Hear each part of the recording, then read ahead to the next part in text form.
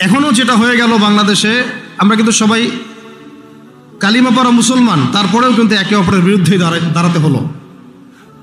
হিংসা, জুলুম, বিদ্বেষ, অনেক কারণ থাকে মাঝখানে কনফ্লিক্টের, এটা ক্রাইসিস অফ কনফ্লিক্ট। এখন কাবিল যখন হাবিলকে হত্যা করতে চাচ্ছে, তখন হাবিল বলছে যে তুমি যদি আমাকে হত্যা করার জন্য হাত বাড়াও, আমি তোমাকে হত্যা করার জন্য আমার হাত বাড়াবো না। ঘটনাটা কি আবু সাঈদের সাথে মিলে? তুমি যদি আমাকে হত্যা করার জন্য হাত বাড়াও, আমি তোমাকে হত্যা করার জন্য হাত বাড়াবো না। তুমি শুট করলে আমিও শুট করছি না। কাবিল হাবিলকে হত্যা করে ফেলল, হাবিল কোনো প্রতিবাদ করল না। নবী করিম সাল্লাল্লাহু আলাইহি ওয়াসাল্লাম বলেছেন, পৃথিবীতে যত খুন হবে কিয়ামত পর্যন্ত, মনোযোগ রাখেন, পৃথিবীতে কিয়ামত পর্যন্ত যত খুনের ঘটনা ঘটবে, সমস্ত খুনের পাপের একটা অংশ কাবিলের আমলনামায় যুক্ত করা হবে। এখানে কে সফল? মহাকাব্য কে রচনা করেছে, হাবিল না কাবিল? আল্লাহ পাক আমাদেরকে শিক্ষা নেওয়ার তৌফিক দান। নূহ আলাইহিস সালামের যুগে, নূহ আলাইহিস সালামের একজন সন্তান, সে ঈমান নিয়ে আসে নাই। বাবা তাকে ডাকছেন, আল্লাহর গজব চলে আসবে, তুমি তাড়াতাড়ি নৌকায় উঠো। সে বলছে যে আমি নৌকায় উঠবো না, আমি ওই পাহাড়ের উপর উঠে যাব। ইয়াসিমুনি মিনাল মা, পাহাড় আমাকে পানি থেকে বাঁচাবে। নূহ আলাইহিস সালাম পিতা হয়ে ব্যাকুল আর্তনাদ, বাবা আজকে এই আযাব কাউকে বাঁচাতে পারবে না, তাড়াতাড়ি নৌকায় উঠো। তো সে নৌকায় উঠলো না, জীবন সেও দিল। এবং নূহ আলাইহিস সালাম কান্নাকাটি করছেন আল্লাহর কাছে, আল্লাহ ইন্নাহু মিন আহলি, সে আমার পরিবারের একজন, তাকে মাফ করে দাও। আল্লাহ রাব্বুল আলামিন বলছেন লাইসা মিন আহলিক, সে তোমার পরিবারের কেউ না। এখানেও নূহ আলাইহিস সালামের পুত্র, নবীর সন্তান জীবন দিলেন, কিন্তু মহাকাব্য রচিত হলো না। কথা কি বুঝতে পারছেন? মহাকাব্য রচিত হলো না। এভাবেই লূত আলাইহিস সালাম যাচ্ছেন, কারণ আপনারা জানেন লূত আলাইহিস সালাম এসেছিলেন সাদুম জাতির জন্য নবী হিসেবে। ওই জাতির মূল পাপই ছিল সমকামিতা, যেটাকে এখন আমরা এই সো কল্ড ট্রান্সজেন্ডার, তারপরে এলজিবিটি, এইসব ইস্যুর মধ্যে নিয়ে আসছি। আর এটা পশ্চিমাদের একটা বড় এজেন্ডা, বাংলাদেশে এটাকে বাস্তবায়ন করা। এই জন্যে তারা পশ্চিমার কিছু সেবা দাসকে তাদের মাথার উপরে নিয়েছে আর এটাকে বাস্তবায়ন করার জন্য। এবং যত সুদী এনজিও আছে, এদের একটা বড় অংশ এর সাথে সম্পৃক্ত।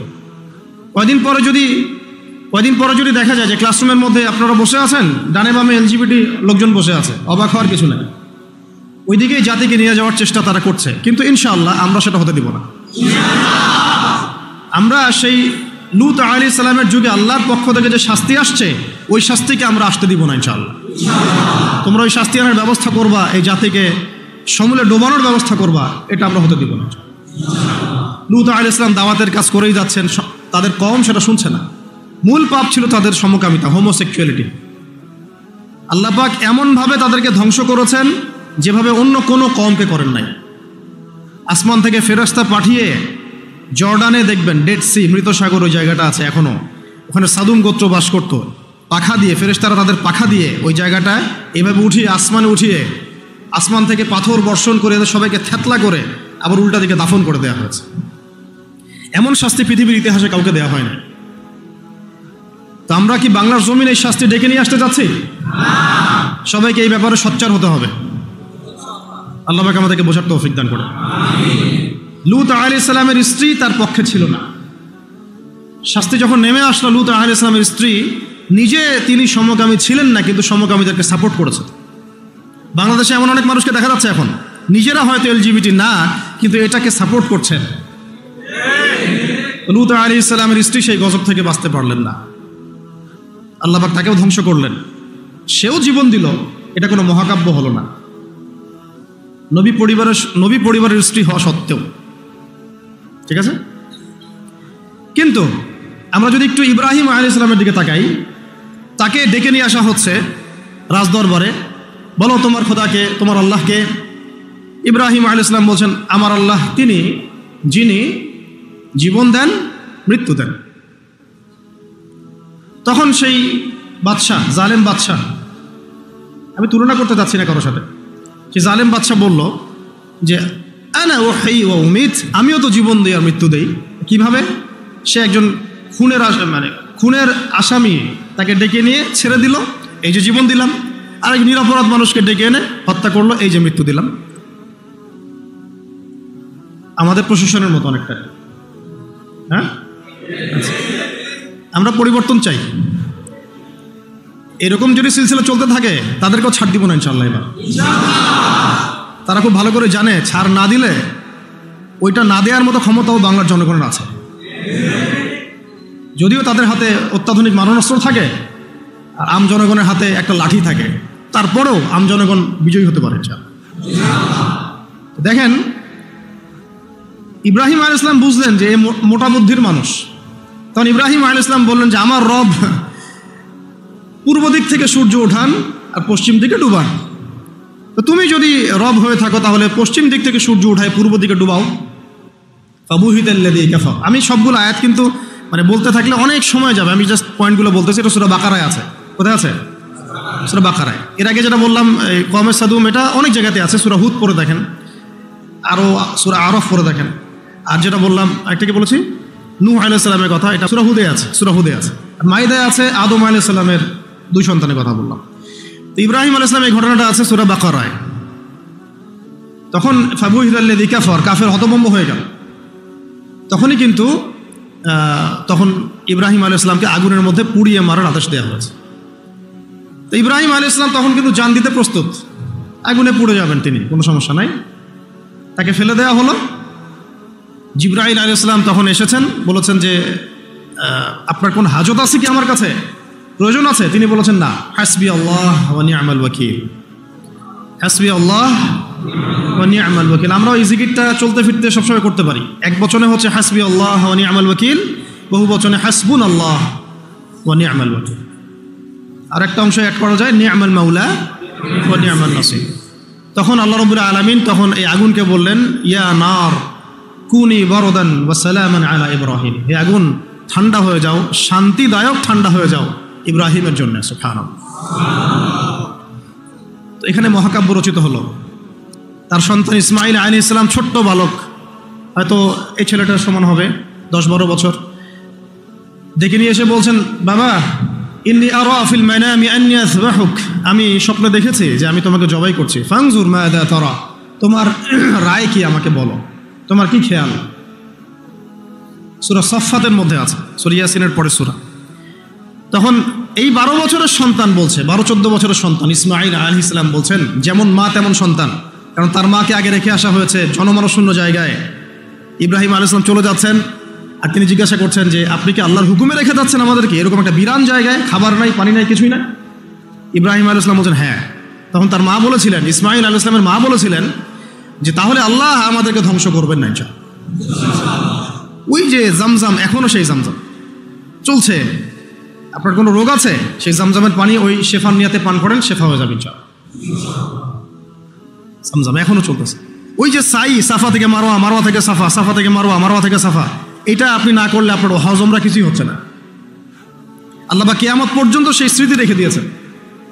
সুবহানাল্লাহ। ওই বাইতুল্লাহ এখনো। তো সেই সন্তান বলছে, ইয়া আবাতি, হে আমার বাবা, ইফআল মা তুমার, আপনাকে আল্লাহ পাক যে আদেশ করেছেন তাই করেন। সাতাজিদুনি ইনশাআল্লাহু মিনাস সাবিরিন, ইনশাআল্লাহ আপনি আমাকে ধৈর্যশীল পাবেন। মায়ের সন্তান, মা হাজেরার সন্তান।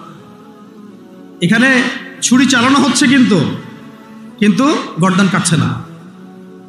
জান্নাতি এক প্রাণী চলে আসলো, তাকে কুরবানি করা হলো, তাই না? সেই কুরবানির স্মৃতি আমরা এখনো ঈদুল আজহায় সেটাই করছি, হজে সেটাই করছি, কিয়ামত পর্যন্ত সেটা চলতে থাকবে। এখানে জীবন দেওয়ার প্রত্যয়টা মহাকাব্যে পরিণত হয়েছে, হয় নাই? আমি বুঝাতে যাচ্ছি যে আমরা আমাদের জান, মাল, ইজ্জত, সময়, শ্রম যে বিলিয়ে দিব, দিন শেষে কোনো মহাকাব্য রচিত হয় নাকি আমরা এটা শুধু একটা স্রেফ দুনিয়াবি একটা ঘটনায় পরিণত হয়, এটার পার্থক্য যেন বুঝতে পারে। এটা কি বুঝতে পারছেন? না হলে কিন্তু অনেক সময় দেখা যাবে আমাদের ভালো প্রচেষ্টাও ইনভেইন হয়ে গেছে। আল্লাহ না করুক, আল্লাহ না করুক। সূরা ইউসুফ পড়েন, ওখানেও দেখবেন ভাইয়েরা ষড়যন্ত্র করে ভাইকে কুয়ায় ফেলে দিল। নির্দোষ নিরপরাধ, যেমন নির্দোষ নিরপরাধ বহু মানুষকে তুলে নিয়ে পড়া আয়না ঘরে ফেলে দিয়েছেন।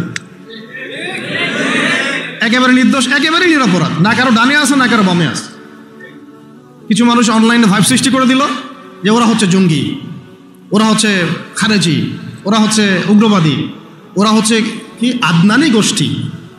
হ্যাঁ, এইসব শব্দ আসছে না? এই মানুষগুলোর জন্য আমাদেরকে হ্যারাসমেন্টটা পোহাতে হচ্ছে। এখানে আমি বলি না যে সরাসরি তাগুত দায়ী, ওদের তো একটা সিলসিলা আছেই, যারা যারা এই কয়েকটা ওয়ার্ড ইউজ করে ওদেরকে ট্রেস করা, যেমন ইসলাম কায়েম, আল্লাহর জমিন আল্লাহর দিন কায়েম, ইসলামী শরিয়া প্রতিষ্ঠা, খেলাফত প্রতিষ্ঠা, দাওয়াতের সাথে জিহাদ, এই যে কিছু ট্রেসিং ওয়ার্ড আছে আর কি।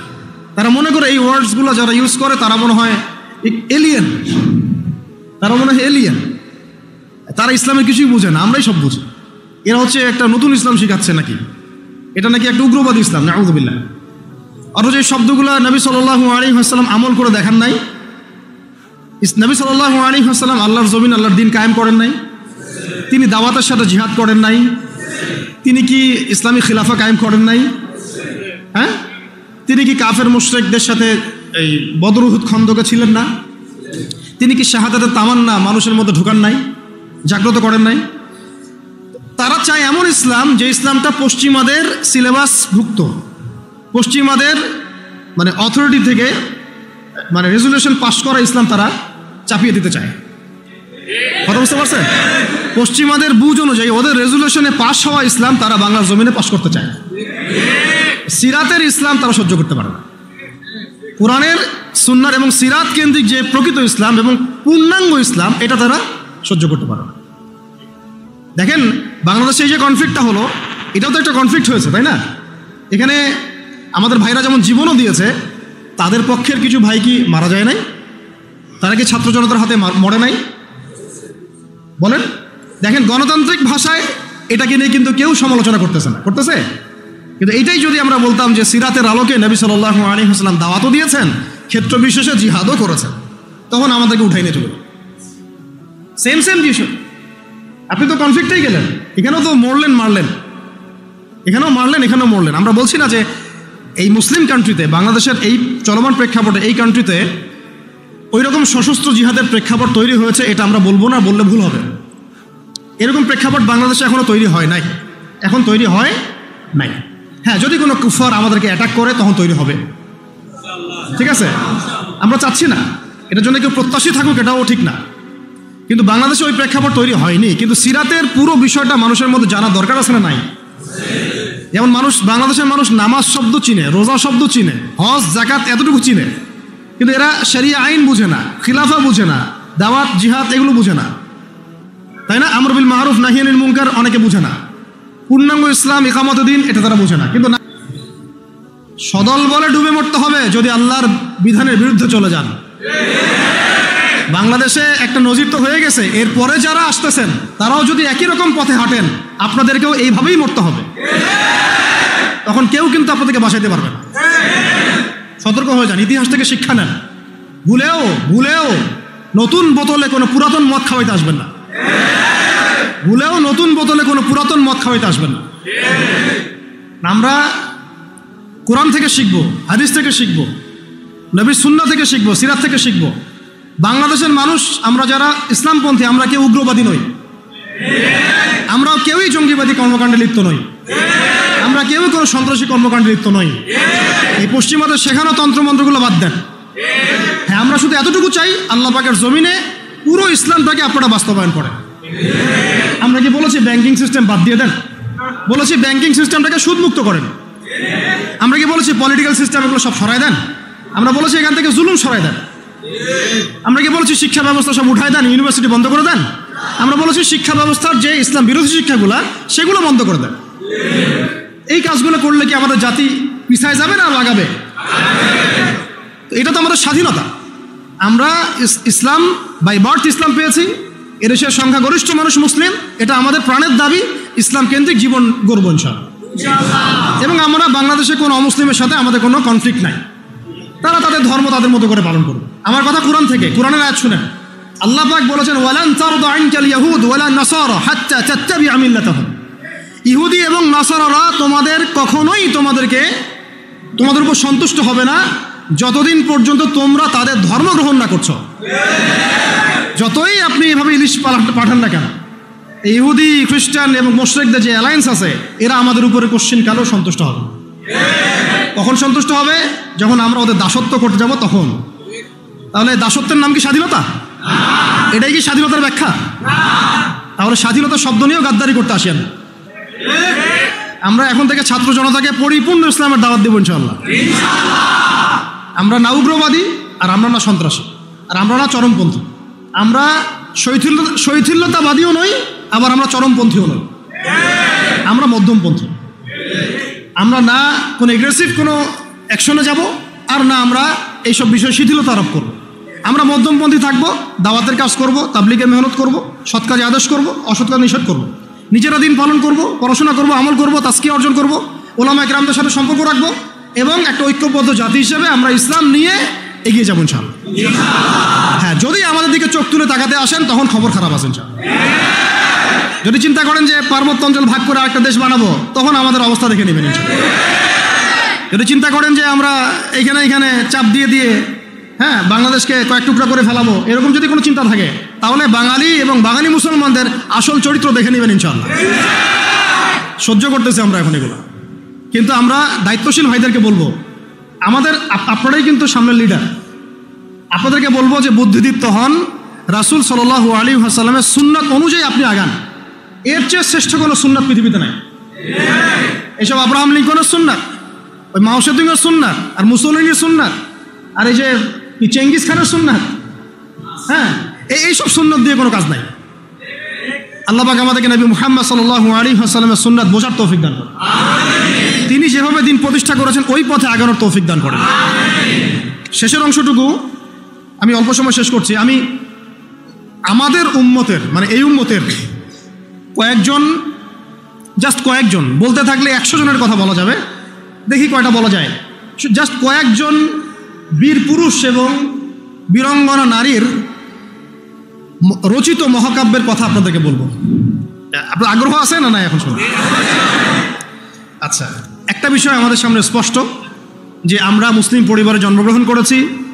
আমাদের রব একজন, আমাদের নবী একজন, আমাদের আসমানি কিতাব একদম ফাইনাল টেস্টিমেন্ট, এর কোনো ব্যত্যয় নাই, সংযোজন বিয়োজনের কোনো সুযোগ নাই। সুন্নত স্পষ্ট, নবীর তরিকা স্পষ্ট, দিন ইসলামও পরিপূর্ণ। নাকি দিন ইসলামে কিছু আছে কিছু নাই, এমন কি বিষয়টা? পরিপূর্ণ একটা জীবন ব্যবস্থাকে আমরা কমপ্লিট কোড অফ লাইফ বলি। এটা কোনো ধর্মের নাম নয়, এটা একটা জীবন ব্যবস্থার নাম। ইসলাম শুধু ধর্মের নাম নয়, এটা একটা পরিপূর্ণ জীবন ব্যবস্থার নাম। এখন এইটা নবীজি কি শুধু নিজে আমল করেছিলেন, না মানুষকেও দাওয়াত দিয়েছেন? এখন শুধু কি দাওয়াতই ছিল, নাকি পুরো দিনটাকে আরবের মধ্যে প্রতিষ্ঠা করে দিয়ে চলে গেছেন? এখন দিন প্রতিষ্ঠা করাটা কি তাহলে ইবাদত কি না? মানে ইবাদত করতে গেলে অনেক সময় অনেক রকম সুরতে আমাদের কাজ করতে হবে। কখনো সবর করতে হবে, কখনো দাওয়াত দিতে হবে, কখনো হয়তো হিজরতের বিষয় আছে, কখনো দাওয়াতের সাথে জিহাদের ব্যাপার জড়িত থাকতে পারে, কখনো দেখা যাবে পররাষ্ট্রনীতি অ্যাপ্লাই করতে হচ্ছে, কখনো সন্ধি করতে হচ্ছে। সিরাতের মধ্যে কিন্তু সবই আছে। পুরো সিরাতটা আপনারা পড়বেন, এটা আমার রিকোয়েস্ট, যে আগামী 1 মাসের মধ্যে 1 মাস সময় নেন। আল্লাহ চাইলে 1 মাস পরে আবার বসবো ইনশাল্লাহ আমরা। হ্যাঁ, 1 মাস সময় নিয়ে পুরো সিরাতের বইটা পড়ে শেষ করুন। অনেক বই আছে সিরাতের, আমি একটা বইয়ের নাম বলতেছি যেটা খুব পাতলা, মাত্র 120 থেকে 30 পেজের বই, সিরাতে খতামুল আম্বিয়া। সিরাতে খতামুল আম্বিয়া, মুফতি মুহাম্মদ শফি রাহিমাহুল্লাহ তাআলা লেখা, আল্লামা শফি রাহিমাহুল্লাহ তাআলা লেখা সিরাতে খতামুল আম্বিয়া। সিরাতে খতামুল আম্বিয়া বইটা কিনেন, অনলাইনেই পাওয়া যায়, কিনে পড়াশোনা শুরু করেন। এটা সবচেয়ে প্রাইমারি লেভেলের বই, এটা মাদ্রাসায় পড়ানো হয়। এছাড়া রাহিকুল মাখতুম আছে, রাহমাতুল আলামিন আছে, হ্যাঁ সিরাতে মোস্তফা আছে, অনেক সিরাতের বই আছে। এই বইমেলায় দেখলাম যে সিরাতের মনে হয় আরও 10টা-20টা নতুন বই আসছে। আলহামদুলিল্লাহ, আমার বাসায় সিরাতের এরকম 50-60টা বই আছে, ডিফারেন্ট রাইটারের। না, একটা বিষয় সম্পর্কে কয়েকটা রাইটারের বই পড়লে আপনার একটা ভালো কনসেপ্ট আসবে। যাই হোক, সিরাতটা পড়বেন তো ইনশাল্লাহ। এই সিরাতের আলোকে আমরা দেখি যে দিন প্রতিষ্ঠা নবীজি করে দিয়ে গেছেন না, যান নাই? এইটা প্রতিষ্ঠা করতে গিয়ে অনেককে অনেক স্যাক্রিফাইস করতে হয়েছে। এই স্যাক্রিফাইসগুলো যারা করেছেন তাদের কিছু মহাকাব্য বলে শেষ করতেছে। কেন বলতেছে এটা? যেন আমাদের চলমান অভ্যুত্থানের মহাকাব্যগুলো যেন কালের গর্ভে হারায় না যায়, এই জন্য বলতেছে যে আমরা যেন স্মরণ রাখতে পারি, এবং আমাদের এটাই শেষ হয়ে যায় না এই যুদ্ধ বা লড়াই, সংগ্রাম হয়তো সামনেও করতে হইতে পারে, তখন আমাদের নিয়াত যেন বিশুদ্ধ থাকে, আমাদের ওই মহাকাব্যের সাথে যেন এই মানুষদের মহাকাব্যের মিল থাকে। আল্লাহ পাক আমাদেরকে তৌফিক দান করবেন। একজন নারী দিয়ে শুরু করব, মহিষী নারী, তার নাম হচ্ছেন সুমাইয়া রাদিয়াল্লাহু আনহা। নাম মনে আছে? সুমাইয়া রাদিয়াল্লাহু আনহা একজন দাসী, দাস প্রথা ছিল তখন না, দাসী। তিনি, তার স্বামীর নাম ইয়াসির রাদিয়াল্লাহু আনহু, তার সন্তানের নাম আম্মার রাদিয়াল্লাহু আনহু। তারা তিনজনই ইসলাম কবুল করেছেন। আর আবু জেহেল, আবু লাহাব, উতবা সাহেবার যে দারুন নাদওয়া, মানে ওই সময়কার কাফেরদের পার্লামেন্ট, এখনকার অনেকটা ওই ইয়ার মতো আর কি, বুঝে নেন, কাফেরদের পার্লামেন্ট, ওটার নাম কি? দারুন নাদওয়া। বলেন দারুন নাদওয়া। এটা ছিল ওই মক্কার আবু জেহেলের পার্লামেন্ট। মক্কার আবু জেহেলের পার্লামেন্ট নাম কি? দারুন নাদওয়া। ওখানে সব কিছুর এই শয়তানিগুলার মোজাকারা হইতো আর কি, কথা বুঝতে পারছেন? এখনও কিন্তু দারুন নাদওয়া আছে বিশ্বে, আছে না? এখনকার একটা আধুনিক দারুন নাদওয়া, ঠিক আছে? ওইখান থেকে মানে বিল পাস হচ্ছে যে এদেরকে এখন অত্যাচার করতে হবে, নির্যাতন করতে হবে। সুমাইয়া রাদিয়াল্লাহু আনহাকে একেবারে শুইয়ে দিয়ে পিটাতে পিটাতে রোদের মধ্যে একদিকে মারা হচ্ছে, আরেকদিকে বলা হচ্ছে যে মুহাম্মদ সাল্লাল্লাহু আলাইহি ওয়াসাল্লামের এই দিনটাকে অস্বীকার করতে হবে। একটু ধৈর্য ধরেন, জাস্ট অল্প কিছু সময়, আমি শেষ করে দিচ্ছি। এই মুহাম্মদ সাল্লাল্লাহু আলাইহি ওয়াসাল্লামের এই দিনটাকে অস্বীকার করতে হবে, না হলে তোমাকে হত্যা করো। সে তো কোনোভাবেই দিন ছাড়তে রাজি নয়। শেষমেশ আবু জেহেল তাকে টিটকারি মেরে বলছিল যে বুঝেছি তুমি আসলে মুহাম্মাদের দিনের স্বার্থে না, বরং মুহাম্মদ সাল্লাল্লাহু আলাইহি ওয়াসাল্লামের সৌন্দর্য দেখে তার মনে হয় আকর্ষণে দিন কবুল করছে। এই কথাটা বলার সাথে সাথেই সুমাইয়া রাদিয়াল্লাহু আনহা একদম তীব্র একটা প্রতিবাদ করেছেন, একটা গালি দিয়েছেন, খবিসের বাচ্চা, খবিস, নষ্ট নষ্ট মানুষের সন্তান, নষ্ট, এরকম একটা শব্দ আছে না আমাদের সমাজে, এরকম একটা মারাত্মক, মানে শক্ত একটা কথা বলে ফেলছে ওই সিচুয়েশনে। তো এইটা আবু জেহেলের তখন মানে ইজ্জত লেগে গেছে। তো সে পাশে থাকা একজন ওর মানে সহকারী, তার হাতে একটা বর্ষা ছিল, ওই বর্ষাটা নিয়ে সুমাইয়া রাদিয়াল্লাহু আনহার তলপেট, লজ্জাস্থানের উপরের অংশে বরাবর একেবারে গেঁথে দিয়েছে, এবং এটাতে ফিনকি দিয়ে রক্ত ছোটা শুরু হয়েছে, এবং এতেই তার শাহাদাত হয়ে গেছে। ইসলামের ইতিহাসে আমাদের উম্মতের মুহাম্মদ সাল্লাল্লাহু আলাইহি ওয়াসাল্লামের কাছে কোরআন আসার পরে কিয়ামত পর্যন্ত যত ঘটনা ঘটবে, এই পুরো ঘটনার ইতিহাসের প্রথম শহীদ হচ্ছেন এই সুমাইয়া রাদিয়াল্লাহু আনহা। সর্বপ্রথম রক্ত দিয়ে দিন কায়েমের, রক্ত দিয়ে দিন প্রতিষ্ঠার এই মহাকাব্য রচনা করে গেছেন সুমাইয়া রাদিয়াল্লাহু আনহা। তারা কি দুনিয়ার কোনো স্বার্থে রক্ত দিয়েছিলেন? হ্যাঁ, তারা কি উপদেষ্টা হওয়ার জন্য রক্ত দিয়েছিলেন? তারা কি কোনো রাষ্ট্র ক্ষমতা পাওয়ার জন্য রক্ত দিয়েছিলেন? গনিমত পাওয়ার জন্য? শুধু এক আল্লাহকে রাজি খুশি করার জন্য তারা এই কাজগুলো করেছে। পরবর্তীতে আল্লাহ পাক তাদেরকে গনিমতও দিয়েছেন, রাষ্ট্রও দিয়েছেন, রাষ্ট্র ক্ষমতাও দিয়েছেন, সবই দিয়েছেন। তাদের কারো উদ্দেশ্য ছিল না, তাদের উদ্দেশ্য ছিল দিন প্রতিষ্ঠা করা, দিনকে প্রচার করা, প্রতিষ্ঠা করা, মানুষের মাঝখানে ছড়িয়ে দেওয়া আল্লাহর কালিমা লা ইলাহা ইল্লাল্লাহ মুহাম্মাদুর রাসূলুল্লাহ প্রতিষ্ঠা করা। আমাদের এই অভ্যুত্থানগুলা, বিপ্লবগুলোর যেন নিয়াত ঠিক থাকে, কথাটা বলার উদ্দেশ্য এটাই।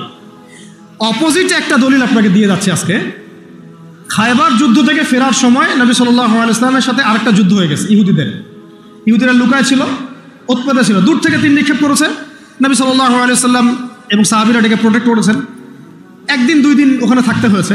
এর মধ্যে একটা তীর এসে আল্লাহ নবী সাল্লাল্লাহু আলাইহি ওয়াসাল্লামের এই যে একটা খাদেম, সম্ভবত তার নাম মিদআম, কি নাম, এই মিদআমের বুকে এসে লাগে এবং সে মারা যায়। সাহাবীরা বলতে থাকেন যে সে কত সৌভাগ্যবান, নবীর খাদেম ছিল, শহীদ হয়ে গেল।